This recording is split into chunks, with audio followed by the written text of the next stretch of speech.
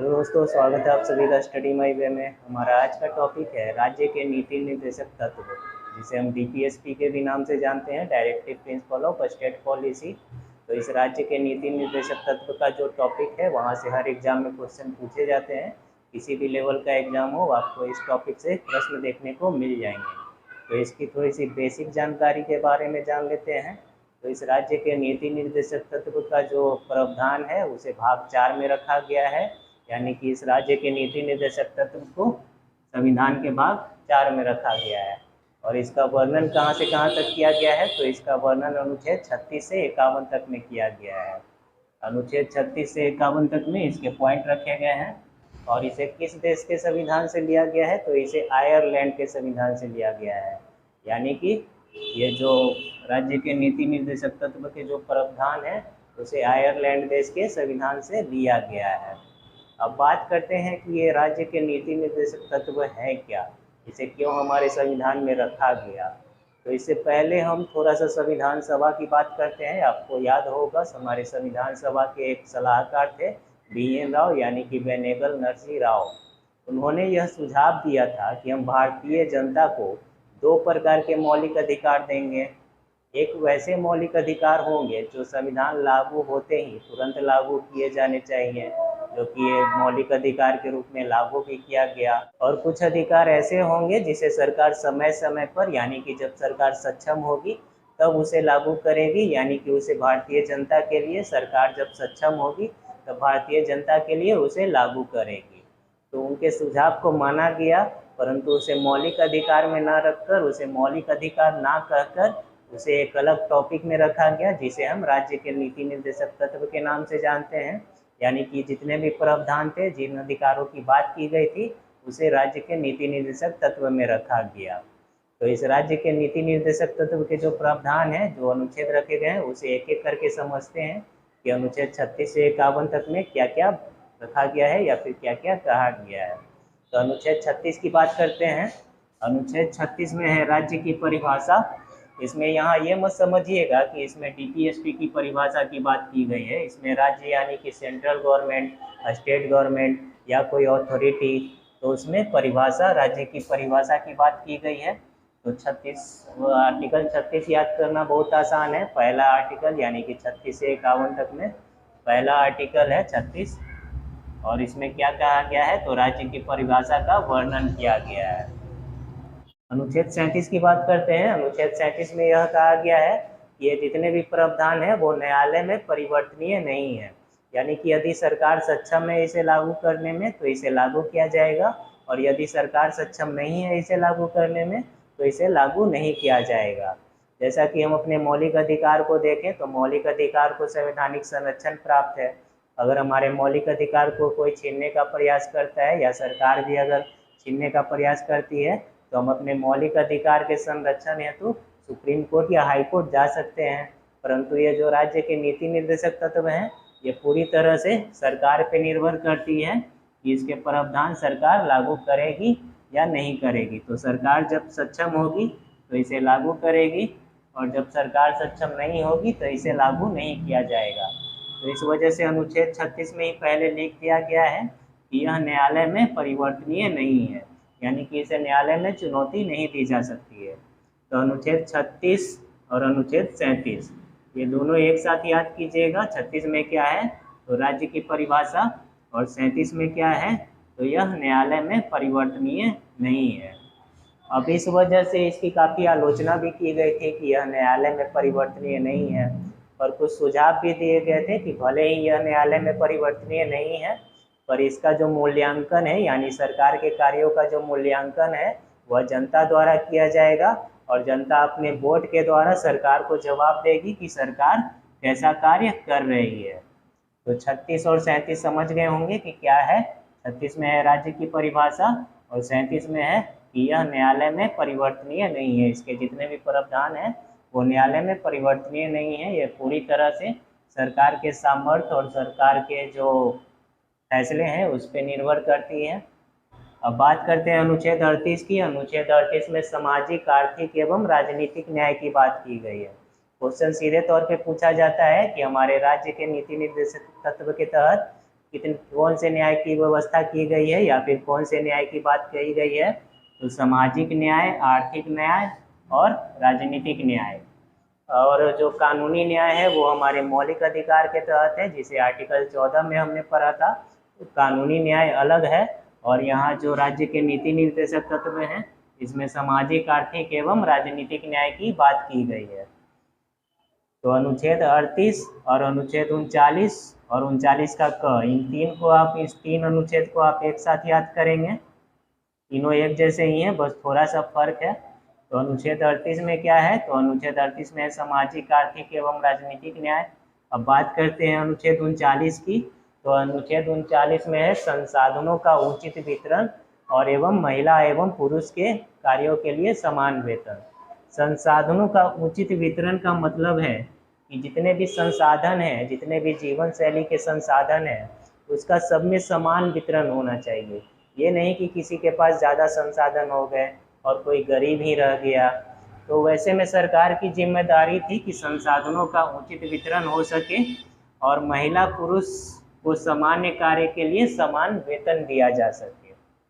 तो 39 में संसाधनों का उचित वितरण और महिला एवं पुरुष के सामान्य कार्य के लिए सामान्य वेतन का प्रावधान किया जाएगा, यानी कि सामान्य वेतन दिया जाएगा। अब 39 के क की बात करते हैं। 39 के क में क्या कहा गया है, तो समान न्याय का वर्णन किया गया है, यानी कि समान न्याय का प्रावधान किया गया है। और समान न्याय के लिए जो निःशुल्क विधि सहायता दी गई है, यदि किसी व्यक्ति को कानूनी सलाह चाहिए तो उसे निःशुल्क कानूनी सलाह दिया जाएगा। तो इसका प्रावधान किया गया है अनुच्छेद 39 के क के तहत। यदि किसी व्यक्ति को कानूनी सलाह के बारे में, यानी कि कानूनी जानकारी नहीं है, तो उसे निःशुल्क कानूनी सलाह दिया जाएगा, ताकि कोई भी व्यक्ति न्याय से वंचित न रह सके, वो अपने न्याय को समझ सके। तो समान न्याय के लिए निःशुल्क विधि सहायता का प्रावधान किया गया है, तो वो अनुच्छेद 39 के क के तहत किया गया है। तो इस 38, 39 और 39 के क, इस तीन को आप एक साथ याद करेंगे। 38 में सामाजिक, आर्थिक एवं राजनीतिक न्याय की बात कही गई है।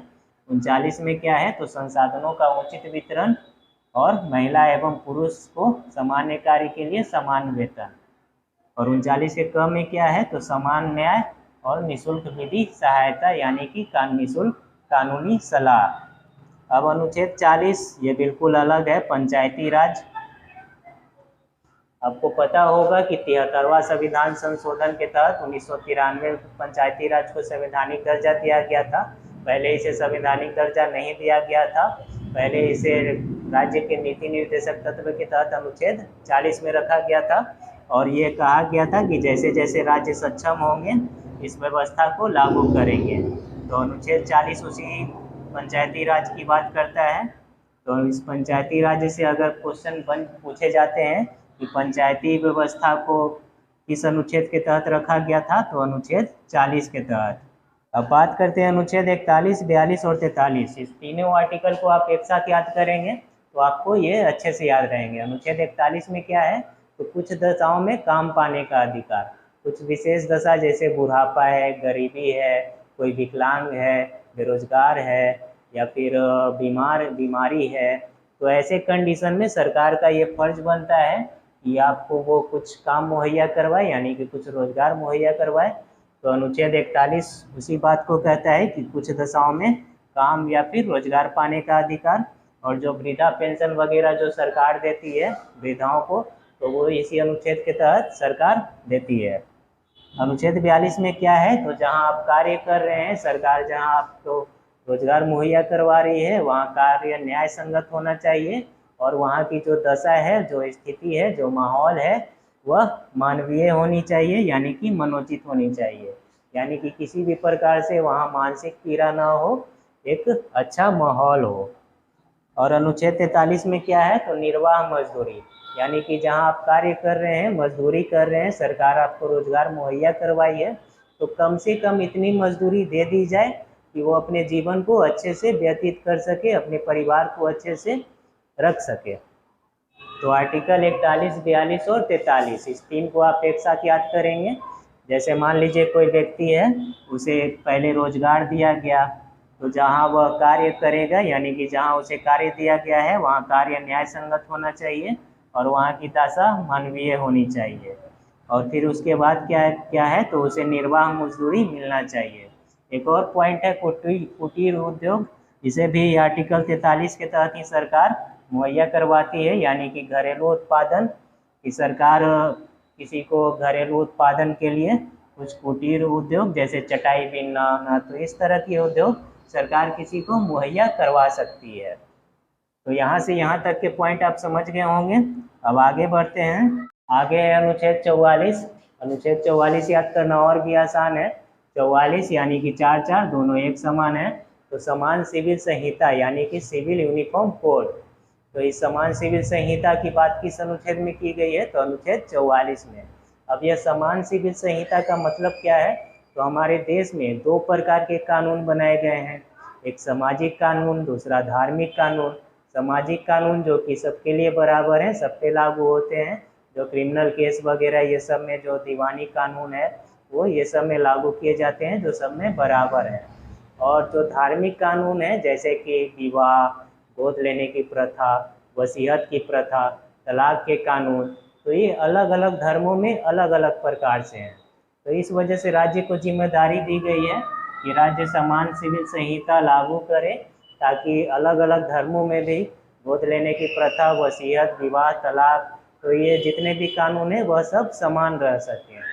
पर हालांकि राज्य इसे लागू करने में अभी तक सक्षम नहीं हुई है। तो सक्षम नहीं हुई है तो मैंने पहले भी कहा है, यह न्यायालय में परिवर्तनीय नहीं है, इसे सरकार पे ही छोड़ दीजिए। सरकार जब सक्षम होगी तब इस प्रावधान को लागू करेगी। अब बात करते हैं अनुच्छेद 45 की। अनुच्छेद 45 में है 6 से कम उम्र के बच्चों के स्वास्थ्य एवं शिक्षा के प्रावधान। अनुच्छेद 45 में पहले 6 से 14 वर्ष के बच्चों के लिए शिक्षा के प्रावधान रखे गए थे कि सरकार 6 से 14 वर्ष के बच्चों को निःशुल्क शिक्षा देगी। और चूंकि इसे डीपीएसपी में रखा गया था तो सरकार शिक्षा दे या ना दे ये सरकार पे निर्भर था, तो उसे एक संवैधानिक दर्जा दिया गया। और उस पॉइंट को 86वें संविधान संशोधन 2002 में हमारे मौलिक अधिकार के जो अनुच्छेद हैं 21 के क में रखा गया। कहाँ रखा गया था, तो 21 के क में। किस संविधान संशोधन के तहत, तो 86वां संविधान संशोधन के तहत 2002 में। तो इसमें कौन से पॉइंट थे, तो 6 से 14 वर्ष के जो बच्चे थे उनके लिए शिक्षा के प्रावधान किए गए थे, तो उसे संवैधानिक दर्जा दिया गया और अनिवार्य कर दिया गया। तो इस वजह से उस पॉइंट को 86वें संविधान संशोधन 2002 में मौलिक अधिकार के जो आर्टिकल हैं 21 के क में रखा गया। और अनुच्छेद 45 में क्या रख दिया गया, तो 6 से कम उम्र के जो बच्चे हैं उसके स्वास्थ्य एवं शिक्षा के प्रावधान, ये भी 86वें संविधान संशोधन 2002 के तहत ही रखा गया था। तो अनुच्छेद 45 समझ गए कि क्या है। अनुच्छेद 45 में पहले दूसरा पॉइंट रखा गया था, बाद में जब 86वां संविधान संशोधन के तहत वो पॉइंट मौलिक अधिकार के आर्टिकल 21 के क में रखा गया, तब यहाँ का स्थान रिक्त न हो जाए, इस वजह से 6 से कम के उम्र के जो बच्चे हैं उनके स्वास्थ्य एवं शिक्षा का जो प्रावधान है वो अनुच्छेद 45 में रख दिया गया। अब अनुच्छेद 46 की बात करते हैं। अनुच्छेद 46 में है अनुसूचित जाति एवं जनजाति के लिए शिक्षा, उसके आर्थिक हितों एवं उनके स्वास्थ्य का प्रावधान, यानी कि इनके लिए अलग से विशेष व्यवस्था सरकार द्वारा की जाएगी, ऐसा इस प्रावधान में कहा गया है। तो 46 में अनुसूचित जाति एवं जनजाति के शिक्षा के प्रावधान, उनके आर्थिक हितों का प्रावधान और उनके स्वास्थ्य का प्रावधान। तो अनुच्छेद 45 और 46 को एक साथ याद कर लेंगे। 45 में क्या है, तो 6 से कम उम्र के जो बच्चे हैं उनके स्वास्थ्य एवं शिक्षा का प्रावधान किया गया है। उनके स्वास्थ्य के तहत जो सरकार पोलियो का टीका, हेपेटाइटिस बी का टीका, ये जो सरकारी अस्पताल या फिर सरकारी कैंप लगाकर मुफ्त में दिए जाते हैं, तो ये इसी आर्टिकल के तहत सरकार वो प्रावधान करती है। और अनुच्छेद 46 में क्या है, तो अनुसूचित जाति जनजाति के शिक्षा, उनके आर्थिक हित और उनके स्वास्थ्य का प्रावधान किया गया है। अब बात करते हैं अनुच्छेद 47, 48 और 48 का क। इन 3 आर्टिकल को आप एक साथ याद करेंगे। अनुच्छेद 47 में क्या है, तो अनुच्छेद 47 में कहा गया है कि राज्य द्वारा मद्य निषेध यानी कि नशीले पदार्थ जो है उस पर रोक लगाया जा सकता है। यानी कि नशीले पदार्थों पे जो रोक लगाने का प्रावधान है वो अनुच्छेद 47 के तहत किया गया है। और नशीले पदार्थ पे रोक लगाने के साथ साथ राज्य का यह दायित्व बनता है कि वह पोषाहार यानी कि पौष्टिक आहार तो अपने राज्य के जनता को ज़्यादा उपलब्ध करवाए ताकि उनका स्वास्थ्य जो है वह बेहतर रह सके। तो मद्य निषेध यानी कि नशीले पदार्थ जिसमें शराब, सिगरेट, तंबाकू ये सभी चीज़ें आती हैं। तो कुछ राज्य इसमें सफल हुए हैं, जैसे कि बिहार जिसने शराबबंदी की है, किसी राज्य में गुटखा पे बैन लगा है, किसी राज्य में सिगरेट पे बैन है। तो कुछ राज्य इसमें कठोर निर्णय ले पाए हैं और कुछ राज्य नहीं ले पाए हैं। तो चूंकि यह न्यायालय में परिवर्तनीय नहीं है तो इसे चुनौती नहीं दिया जा सकता है। सरकार जब सक्षम होगी तो इसे बंद कर सकती है, या फिर सरकार अगर सक्षम नहीं है तो ये नशीले पदार्थ चलते रहेंगे। अब बात करते हैं अनुच्छेद 48 की। अनुच्छेद 48 में क्या है, तो कृषि उद्योग को बढ़ावा देना, पशुपालन उद्योग को बढ़ावा देना और जो दुधारू पशु हैं उनका संरक्षण करना। तो 48 के तहत कृषि उद्योग को बढ़ावा देना, पशुपालन उद्योग को बढ़ावा देना और दुधारू पशु हैं उनका संरक्षण करना। जैसे कि गाय है तो जिसके लिए सरकार द्वारा कई गौशाला बनाए गए हैं। तो ये दुधारू पशुओं के संरक्षण हेतु जो प्रावधान है वो अनुच्छेद 48 में किए गए हैं। 48 के क में क्या है, तो पर्यावरण संरक्षण। और इस पर्यावरण संरक्षण के जो प्रावधान है वो 42वें संविधान संशोधन 1976 में जोड़ा गया था। किस संशोधन में जोड़ा गया था, तो 42वें संविधान संशोधन 1976। 42वां संविधान संशोधन आपको याद होगा, जिसे हम मिनी कॉन्स्टिट्यूशन के नाम से जानते हैं, जो इंदिरा गांधी के सरकार द्वारा किया गया था।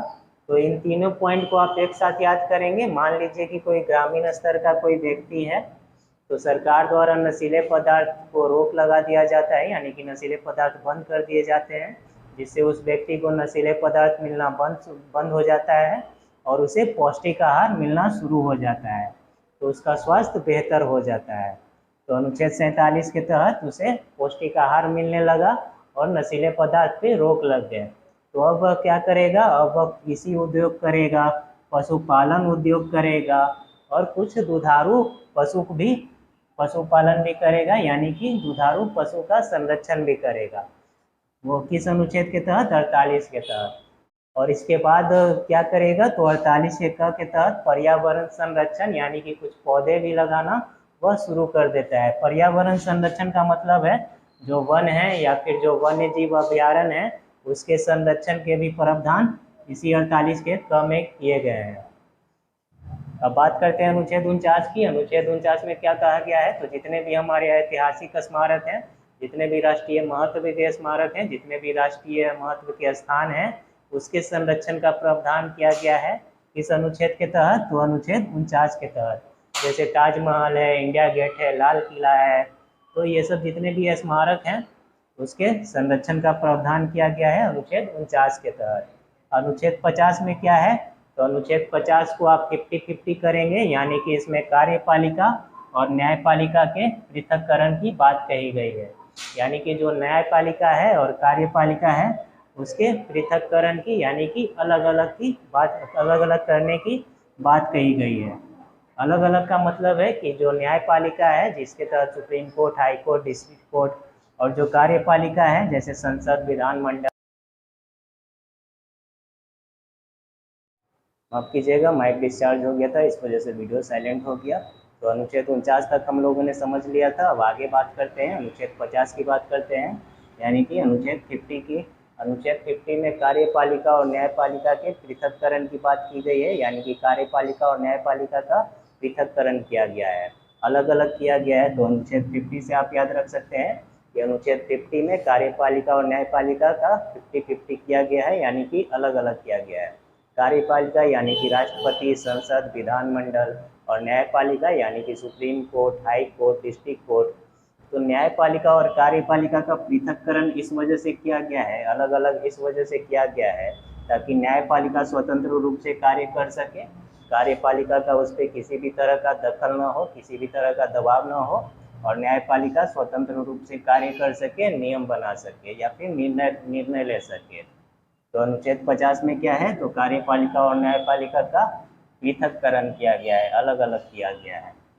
अब अनुच्छेद 51 की बात करते हैं। अनुच्छेद 51 में है अंतर्राष्ट्रीय सुरक्षा एवं शांति को बढ़ावा देना। अंतर्राष्ट्रीय स्तर पे जो संगठन बनाए गए हैं, जो नियम कानून बनाए गए हैं, उस नियम के तहत विश्व में शांति एवं सुरक्षा को बनाए रखने का प्रावधान किया गया है और ऐसा कोई कार्य किसी भी देश के द्वारा नहीं किया जाए जिससे शांति और सुरक्षा को नुकसान हो।